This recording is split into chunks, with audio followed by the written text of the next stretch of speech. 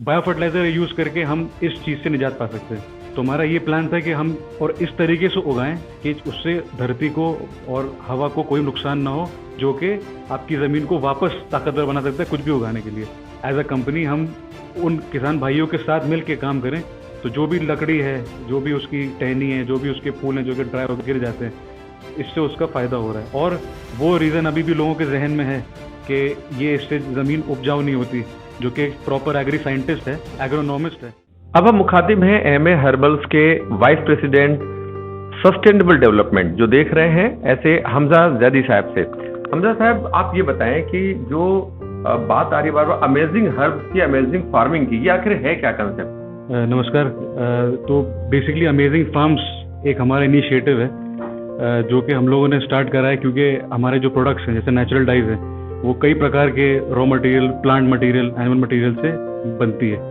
तो हमारा ये प्लान था कि हम क्यों ना इन अमेजिंग फार्म इनिशिएटिव के द्वारा इन रॉ मटेरियल्स को खुद उगा के और इस तरीके से उगाएं कि उससे धरती को और हवा को कोई नुकसान ना हो, और जो हमारे किसान भाई हैं उनको उल्टा फ़ायदा मिले। तो इसी अमेजिंग फार्म इनिशिएटिव के अंडर हमने इंडिगो को उगाना यहाँ पे शुरू करा है, जो कि हम पिछले 2 साल से प्रोजेक्ट पे काम कर रहे हैं। यहाँ पे लखनऊ के आसपास एक एरिया, वहाँ पे हमारा प्लान है। तो अमेजिंग फार्म में हम लोग इंडिगो उगा रहे हैं, उसको सस्टेनेबल तरीके से उगा रहे हैं, उसको इस तरीके से उगा रहे हैं कि भूमि का नुकसान ना हो बल्कि उल्टा फ़ायदा हो। जो हमारे किसान भाई हैं उसको उगाएंगे, उनका फ़ायदा हो। और इसमें और भी कई इनिशिएटिव हैं, जैसे बायो फर्टिलाइज़र एक बहुत ही इंपॉर्टेंट चीज़ है जिसपे अब थोड़ा ध्यान लोग दे रहे हैं। पहले नहीं देते थे कि पहले केमिकल और यूरिया और ये सब चीज़ें डाल के जो ज़मीन की उपजाऊ जो उसको ज़मीन को उपजाऊ कम कर दिया गया।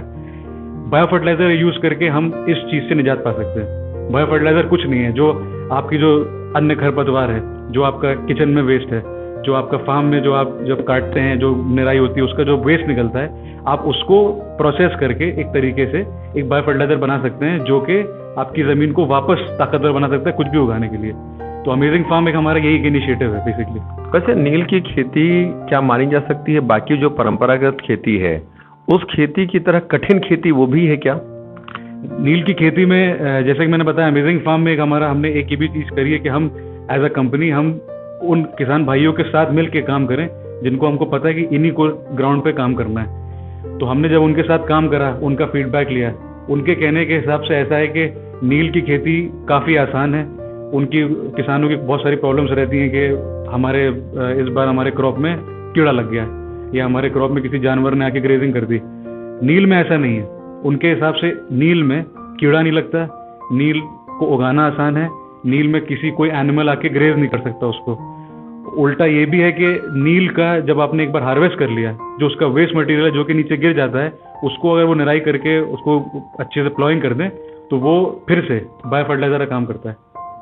तो जो भी लकड़ी है, जो भी उसकी टहनी है, जो भी उसके फूल हैं जो कि ड्राई होकर गिर जाते हैं, इससे उसका फ़ायदा हो रहा है। और अगर आप नील को एक पर्टिकुलर एरिया पे प्लांट कर रहे हैं, उसके साथ ही उसके साथ आप अपना जो नॉर्मल कैश क्रॉप जैसे मेंथा हो गया या कोई भी चीज़ होगी उसको आप प्लांट कर रहे हैं, तो ये हमने देखा सामने साक्षात देखा कि नील के बगल में जो मेंथा होगा उसकी ग्रोथ, उसके पत्तों की ताकत, उसके पत्तों का जो स्प्रेड है वो 30% ज़्यादा था अन्य जगहों पे जो नील बोया था उससे, अन्य जगहों पे जो मेंथा बोया था उससे।